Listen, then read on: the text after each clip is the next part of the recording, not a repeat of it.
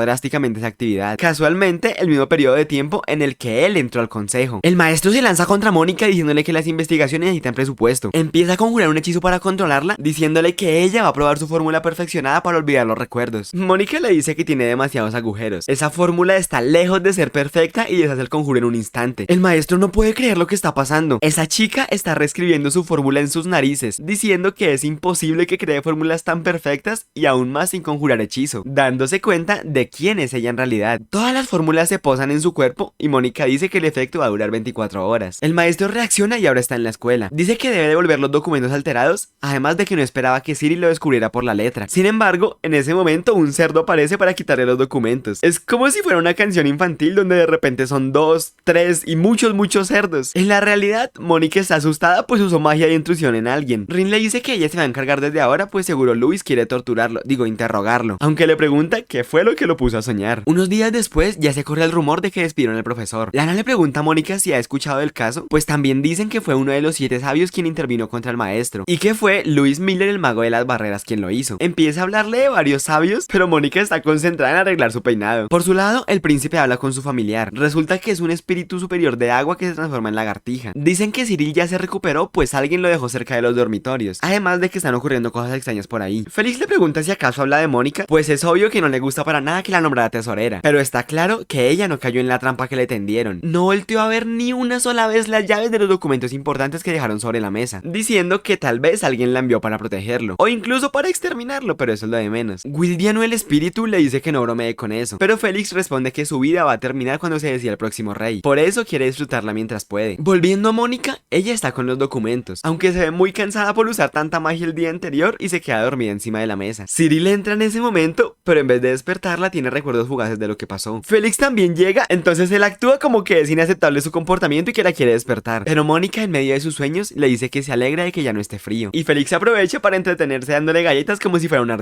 ardilla que está soñando en darle el informe a Luis. Cuando él lee todo lo que pasó, no puede creer ese informe, no por la información, sino por cómo lo escribió, y se nota que le faltan habilidades comunicativas. Rin le pregunta por qué le encargó la misión a esa chica, pues hablándole sin pelos en la lengua, Rin le dice que seguro estaba molesto porque el príncipe le dañó su amuleto y solamente quería desquitarse con esa pequeña bruja tímida. Después de todo el mundo dice que a él le gusta molestar a los débiles. Luis responde que eso no es cierto, es mucho más divertido abusar de los fuertes, o si es que acaso Mónica le parece débil. Rin le responde que ella misma no se considera especial, además de que cree que consiguió su puesto por pura casualidad. Luis le cuenta que en la entrevista ella estaba nerviosa y terminó desmayándose frente a todos, o al menos eso es lo que dicen. La cuestión es que él se considera a sí mismo como un prodigio, por eso puede afirmar con total confianza que esa chica es un completo monstruo. Rin le pregunta si acaso cree que es más fuerte que él, a lo que Luis responde que quién sabe. La cosa es que el mismo rey también quiere tener vigilado a Félix en secreto. Él es un chico muy listo que se ganó la confianza de muchos nobles, además de la del duque más influyente del reino. Muchos lo ven como el próximo rey, pero también es un misterio y nunca podría quitarse la máscara. Vuelta al consejo, todos están cansados por el desastre que acaba de pasar. La reputación del consejo está en juego y tendrán que trabajar muy duro. Por eso Félix le pide a Mónica que vaya a saludar a los presidentes de los clubes. Claramente es una tarea no apta para Mónicas, pero entonces Cyril dice que él la va a acompañar. El resto le pregunta qué le está pasando, pero él responde que ya la reconoció como tesorera y por eso espera que el resto también la acepte, preguntándole a Mónica si cree que podrá hacerlo. Ella responde temblorosa que se va a esforzar, entonces se ponen en marcha. Otro día más, un dragón de tierra está atacando una ciudad cercana. Un mago lucha contra él como puede, pero la verdad es que no logra darle en el punto débil. Nero le pregunta a Mónica por qué no lo ataca mientras está en el aire, y pues resulta que mantener dos hechizos al mismo tiempo es muy complicado, aunque ella lo haga parecer que no es nada. El chico usa todas sus fuerzas que le quedan para lanzar un último ataque, pero en realidad es Mónica desde lejos quien actúa, haciendo parecer que él pudo derrotarlo solo. Ahora todos lo felicitan por su buen trabajo y Nero quiere una recompensa por llevarla hasta la torre. El mercado ya está volviendo a abrir y Nero dice que los humanos son muy tenaces. Mónica no cree que ella lo sea, pero parece que no se ha dado cuenta que ya no le molesta que Nero se acerque en forma humana, y eso la hace pensar en que se está superando. Vuelta a la escuela, una maestra está enojada porque después de lo que pasó la nombraron a ella como tutora. En eso también llega un nuevo profesor, un anciano que tiene un gran título en la academia, además del reconocimiento de que él fue el que educó al gran mago de las barreras y a la maga del silencio antes de que fueran sabios. Yéndonos al consejo, le preguntan a Mónica si escogió alguna electiva. Elliot dice que las artes son fundamentales para los nobles, pero Cyril cree que la magia también es importante. Félix reconoce el talento de varios de ahí, diciéndole a Mónica que ella podría optar por la magia ya que es similar a las matemáticas. Ella no sabe qué responderles, recordando un consejo que le dio Luis para situaciones incómodas, respondiendo que se lo puede plantear, y pues terminó aceptando ir mañana a revisar junto al presidente sin darse cuenta. Al día siguiente, Félix le cuenta que esa escuela es muy muy buena en magia también, aunque él no tiene talento para eso. Se encuentran con otro chico del consejo llamado Neil, y casualmente él va con el chico que derrotó al dragón. Este se presenta como Glenn Dudley y es un confianzudo. Les da regalos a los chicos de la otra ciudad y Felix recuerda que en ese sitio ocurrió un incidente hace poco, preguntándole si él no se vio involucrado. Y pues para sorpresa de todos, él actúa como que no sabe nada y no tiene nada que ver, cambiando el tema a las selectivas y resulta que todos van para magia básica. Ella piensa que estará bien, pues solo debe actuar como si nada, pero justamente el nuevo profesor es quien los recibe en el aula, pues será el tutor. Ella cree que ya es su fin, pero en realidad él tiene muy mala vista y los trata como alumnos cualquiera. Empieza la clase explicando que el volumen de la magia es lo más importante. Lo normal son 50 puntos, pero si llegas a tener más de 150 podría ser un sabio. Lo siguiente más importante es la comprensión de las fórmulas, diciendo que tuvo una estudiante que destacó mucho en eso, revolucionando por completo el mundo mágico, y claramente habla de la bruja del silencio. Mónica no puede con todos los halagos que está haciendo, pensando que exagera. Entonces el maestro continúa con el último punto, que es la manipulación de energía. En el aula tiene un medidor mágico. En él muestra que tiene 160 puntos, además de una gran afinidad para la magia de agua. Quiere que los estudiantes pasen uno a uno a intentarlo, aunque Mónica claramente no quiere, pues la última vez que se midió fue 202 y aún estaba en crecimiento. Los chicos pasan a probar su aptitud, aunque el profesor parece reconocer un poco a Mónica. Por suerte para ella, parece que Glenn tiene un gran potencial, pues pasó al medidor y el aparato se rompió por completo, dándole espacio a Mónica para poder huir. Ella piensa que estuvo demasiado cerca, aunque esta vez el medidor pasó a los 250, y en los 7 sabios solamente existen 2 personas así, aunque mientras escapa ve el grupo de ajedrez. Ella se pregunta qué será ese juego, pues nunca lo había visto, y es Elliot quien le dice que no sea tímida. Él puede explicarle las reglas diciéndole que es un juego muy importante para los nobles, pues en él aprenden estrategias de guerra. Mónica intenta asociar las fichas y los entornos con la guerra real, pero la verdad es que está yendo demasiado lejos con todo lo que plantea. Le dicen que es más simple, pues es un terreno plano con movimientos fijos, sin negociaciones ni nada de eso que dice. Entonces Mónica dice en voz alta que siendo así es un juego muy fácil. Elliot dice que como es su primera vez, él va a jugar sin la reina. Empiezan la partida, ella entiende las reglas de inmediato y juega a la par contra él. Todos se sorprenden de lo buena que es, pues incluso está a punto de ganarle. Elliot piensa que aún puede derrotarla si usa el enroque, pero eso sería un poco injusto, pues nunca le explicó ese movimiento a ella. Aún así decide hacerlo por su reputación y Mónica acepta de inmediato su derrota. Dice que si es una regla oficial ya no puede ganarle, además de disculparse por decir que sería un juego fácil. Un tipo gigante se le acerca preguntándole por su nombre y ella solo puede tartamudear Money, Money, Money, Money. Elliot la presenta en su lugar, entonces el profesor le dice que tiene que asistir a esa clase sí o sí, dándole el formato. En su cuarto, ella no sabe qué elegir y tiene que escapar de la clase de magia. Así, al día siguiente no ha dejado de pensar en el juego, aunque luego escucha discutir a los chicos por un emblema pésimo que hizo Cyril de los comerciantes. Todos creen que es terrible, entonces Mónica lo recrea, pues una vez que ve un símbolo no puede olvidarlo. Elliot le pide que lo acompañe con los comerciantes, aunque en el camino él también piensa en el juego y que su movimiento no fue digno de la nobleza. Cuando llegan al lugar, él se relaja un poco para disculparse. Sin embargo, Mónica preocupada le dice que ese emblema está mal, es diferente al que vio el otro día y está completamente segura de ello. Elliot le cree diciendo que va a ganar tiempo mientras ella busca un guardia, pero los tipos ya se percataron de lo que sucede y se acercan con un arma. Elliot le dice que es su deber defender a los plebeyos y se lanza de frente contra el sujeto. Entonces Mónica actúa desde las sombras con pequeñas descargas que provocan al caballo. En medio del caos no queda el otro tipo con un rayo y Elliot no sabe nada de lo que pasó. Ella se queda paralizada y por suerte el caballo no logra tocarla. Sin embargo, va de vuelta contra ella y es una chica la que corre para decirle que no se vaya a mover en lo absoluto, logrando domarlo por completo. Después de lo ocurrido, Elliot dice que llamará a los guardias y Mónica aprovecha para agradecerle a la chica. Ella se presenta como Casey Grove. Mónica intenta presentarse como puede, entonces le pregunta a Casey si le gustan los caballos. Ella le dice que por favor no sea formal y que sí, le gustan mucho, pues en su casa tiene ganado. De vez en cuando ella ayuda en la venta con una canción de cerditos muy famosa. Mónica no puede creerlo. Dice que es una canción maravillosa y una de sus favoritas por lo que hemos visto. Casey la verdad es que no esperaba que alguien por ahí la conociera. Le cubre los ojos y la sube al carruaje para mostrarle una vista espectacular que deja a Mónica completamente boquiabierta. Casey le pregunta si también le gustan los caballos y si le gustaría unirse a la clase de equitación. Mónica responde que sí son muy listos, pero ella es pésima en todas las actividades físicas. Casey le dice que eso no es ningún problema. Mónica en realidad sí quiere intentar cosas nuevas, preguntándole si en serio cree que ella podría montar un caballo. Y pues Casey le da los ánimos que necesita. En la noche, para variar, cayó rendida por todo lo que hizo. Y Nero dice que es una sorpresa muy grata, pues resulta que escogió el ajedrez y la equitación como electivas. Otro día más, la maestra está preocupada, pues como unos nobles no saben de baile de salón. Y claramente tiene que estar hablando de Mónica y de Glenn. Neil les dice que son demasiado malos y así no van a lograr avanzar nada. Casey les sugiere practicar con otras parejas mientras aprenden, entonces Lana llega diciendo que ella puede tocar el piano. Un poco después, Felix le pregunta si de verdad creen que van a aprobar el examen de baile. Y pues Neil dice que depende de sus esfuerzos. Eso es algo bastante preocupante si hasta él, que es uno de los mejores bailarines, piensa que está difícil. Pero Felix se le acerca diciéndole que confía confía en ella y que no lo defraude. Mónica empieza a pensar en cómo podría calcular los pasos con la música, entonces Cyril le dice que deje de utilizar la cabeza y más bien actúe con el cuerpo. En su habitación, Nero le dice que no sabía que el baile era un deporte del que pisara más al otro ganaba. En las novelas decían que se dejaban llevar por el ritmo y ahora tiene otra perspectiva de lo que es. Mónica dice que no es eso y ahora tiene que dominarlo para no defraudar al príncipe, recordando cuando su padre decía que tenía que completar la investigación para no defraudar a nadie. Solía decirle que todo estaba hecho de números y si conseguían analizar las fórmulas podrían salvar a mucha gente. Su padre se esforzó demasiado y curó muchas enfermedades. Sin embargo, parece que su destino no fue el más feliz. Ella aprendió magia silenciosa para no defraudar a nadie tampoco. La verdad es que no quiere que nadie espere nada de ella y se conforma con sus cálculos en una cabaña solitaria en la montaña, pero aún así se levanta decidida para practicar un poco los pasos. Nero se transforma en humano para ayudarla y le dice que no subestime su habilidad física. Así, al día siguiente Mónica está molida, aunque no tanto como el pobre Nero después de todos esos pisotones. La maestra anuncia a los grupos para la fiesta del té, diciendo que es una materia obligatoria igual que la de baile de salón. Mónica no tiene más remedio que pedirle ayuda a Isabel. Ella le cuenta que no hay ningún té correcto, pues eso varía en gustos. El problema sería llevar un té igual al de la otra persona. En su mesa ella está con Lana, Casey y otra chica extraña. Entonces Isabela dice que no se preocupe, pues ella va a hacer un té insuperable. El día de la prueba Mónica repasa un poco lo que aprendió con Isabel. Casey llega a dejar su té diciendo que la mayoría hace que sus sirvientes lo preparen, pero ellas son diferentes. Será mejor que lo marque con un papelito para que no se confundan a la hora de servirlo, y también que deberían apresurarse antes de que la otra chica llamada Claudia las critique. Mónica le pregunta cómo es ella, entonces Casey dice que es una amante de los libros, aunque la verdad es que se ve un poco seria, muy diferente a las villanas que mencionó Isabel. Lo realmente malo es que es muy brusca para hablar, haciendo quedar mal a las otras chicas cuando intentan dar una opinión. Parece que las otras estudiantes siguen criticando a Mónica a lo lejos, aunque ahora es más personal debido al incidente de las escaleras. Mientras sigue la fiesta, cada una va presentando su propio té y opinando del de las demás. Claudia también hace sus aportes que, aunque son ciertos, son muy duros de escuchar. Dice que el té de Casey fue demasiado fuerte para ser el segundo en presentarse, pues podría afectar el resto de sabores. Además de que el té lujoso de Lana es perfecto para nobles, pero en esta ocasión es muy poco apropiado ya que todas llevaron su té casero. Casey dice que ellas no se sienten ofendidas por eso, y Mónica apoya esa afirmación, pero en eso Carolina dice que seguro solamente asiente porque una amiga fue la que lo dijo. Esa chica tiene la lengua demasiado afilada para decir las verdades, entonces Lana salta para decirle que ella es la que está fuera de lugar. Carolina le pregunta si alguna vez leyeron algo de la bruja del silencio. Es una mujer intelectual y muy capaz. Desarrolló más de 20 fórmulas a los 15 años y en todas sus reuniones del consejo nunca dijo una sola palabra, demostrando su personalidad seria y un intelecto superior. Mónica piensa que está totalmente equivocada, pues en realidad ella solamente es una chica tímida. Lana le pregunta si acaso está insinuando que las chicas listas no deberían hablar con las tontas. Entonces Carolina le dice a Mónica que tiene el mismo nombre que la bruja del silencio, y si es que acaso es tan callada para no hablar con las tontas. Mónica solo se levanta nerviosa diciendo que va a preparar su té. Se pregunta si acaso esa chica se habrá dado cuenta de su identidad, aunque cuando busca su caja se da cuenta que su té no está, y encontrándolo directamente en la basura. Casey fue a ver por qué tardaba tanto, encontrando esa escena terrible. Se preguntan quién habrá podido hacer algo así, y le dice que pues use el suyo, pues es mejor a no presentar nada. Mónica sabe que eso podría afectar la nota de su amiga, entonces decidida le dice que no se preocupe y puede volver con las demás. Por su lado, Lana está pensando en lo que dijo, pues ella solo quería que sus amigas probaran un té de alta calidad. Casey regresa disculpándose por los inconvenientes, entonces Mónica llega justo después con algo diferente. Parece que preparó café teniendo en cuenta los comentarios de Claudia. Las demás se sorprenden pues tiene un sabor bastante agradable y no sabían que el café podía ser así. Claudia dice que las sorpresas no están mal, pero la clase es de té. Nadie pensaría en usar otra bebida. Mónica le responde que tiene razón, pero ella solamente quería que sus amigas probaran su bebida favorita, haciendo que a las demás se les llene el corazón. Después de la fiesta, Mónica está preocupada porque debe seguir practicando el baile, aunque cuando llega al salón, adivinen quiénes estaban ahí. Félix le dice que no sería tan cruel como para abandonarla después de ponerle tanta presión, además de molestar a Cyril con que no se haga, pues casualmente él terminó su trabajo más temprano y seguro también quería ayudar. Entrados en materia, Cyril le dice a Glenn que debe aprender a tratar una dama. Se le acerca a Mónica como un caballero preguntándole si le concedería esta pieza, y empezando a bailar estupendamente con ella. Mónica no sabe qué está sucediendo, sabe a dónde tiene que dar cada paso y es como si él no fuera el mismo de siempre. Terminan el baile y él le grita a Glenn que así es como se guía un baile. En ese escenario, la pieza depende de cómo lo guía el hombre. Félix le dice que él le enseña a Glenn cómo debería hacerlo, mientras que por su lado él va a supervisar personalmente a Mónica pidiéndole que baile con él. Todos se asombran por lo que está a punto de suceder, pero Mónica queda paralizada. Se dejó llevar con Cyril porque simplemente no parecía el mismo y no se dio cuenta de lo que estaba haciendo. Pero este caso es diferente. Félix le dice que se relaje. Entonces él empieza a hablarle de sus ojos, de su nuevo peinado y diferentes cosas para que no piense en los pasos, además de decirle que tiene una expresión diferente a la de siempre. Mónica se enfoca en el amuleto de Félix, empezando a pensar en que podría hacerle una barrera, además de algunos ajustes para potenciarlo y bueno, más cosas de esas. Al terminar, los demás la elogian pues es la vez que mejor ha bailado. Félix dice que ella suele pensar muchas cosas y por eso solamente debería concentrarse en la conversación. Pero ella, emocionada por haberlo logrado, le dice que la verdad es que se quedó completamente atónita con su broche y todo lo que estaba reflejando. Eso creo que no debería haberlo dicho en voz alta. Entonces Félix le pregunta si acaso su conversación pasó a un segundo plano para ella. Y Mónica solo lo empeora diciendo que logró bailar así gracias a su broche.